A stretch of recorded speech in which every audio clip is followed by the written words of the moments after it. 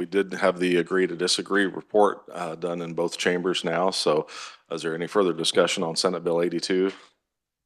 Mr. Chairman, if you just want to review it, have Eddie review it really quickly, I think that would be great. I think we're good to go. Okay. I think it's interesting that there is an email effort by lobbyists already to kill 82. And I'm like, really? I don't think you've understood what's in the provisions. There's nothing, this is just the carrot.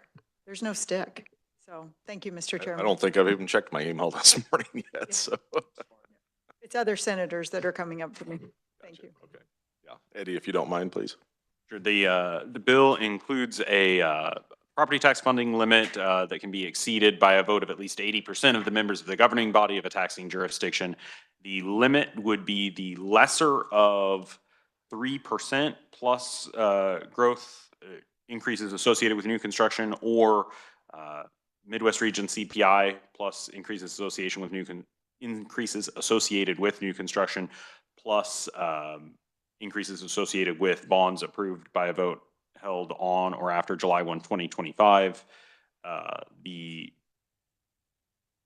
fund would also create the Astra Fund, which would be the $60 million transfers, plus the same as it has been in previous agreements, with the exception of the amount kind of allotted to each taxing district of their proportion of that 60 million, of their county's allotment of that 60 million would be 100% if they do not exceed the revenue neutral rate, 75% if they exceed the revenue neutral rate but do not exceed the midway point between the revenue neutral rate and the property tax limit provided for by the bill, and 50% if they do exceed that midpoint but do not exceed the property tax limit provided for by the bill, 0% if they do exceed the limit, or if they attempt to exceed the limit but that attempt fails, and the state treasurer's office would be authorized to investigate attempts to failed attempts to exceed that limit.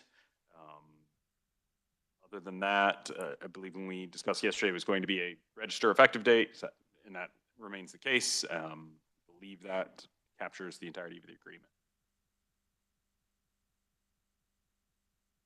I just want to clarify, what was the, it was greater than 80% or 80% or more? I'm going to defer to the reviser in terms of exactly what they landed on that. I don't know okay, see what they say. I believe it was 80% or more, 4/5, so, you know, it should be 80% or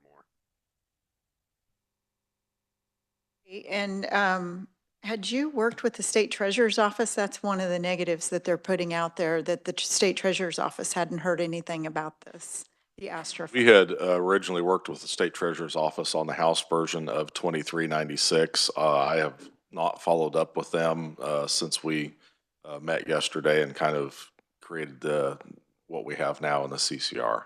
But the similarities, I mean, it's exactly what you talked about, the distribution fund, the equation, how it's calculated each. I mean, there's no changes to any of that. Yeah, the Astra Fund, the distribution, what it's based on as far as the population and valuation numbers, that's all the same as it was in 2396. Okay, I just think it's bad information going out again. I know I had colleagues that were getting emails to vote no on 2125 too. It's like, you really don't know what's in there.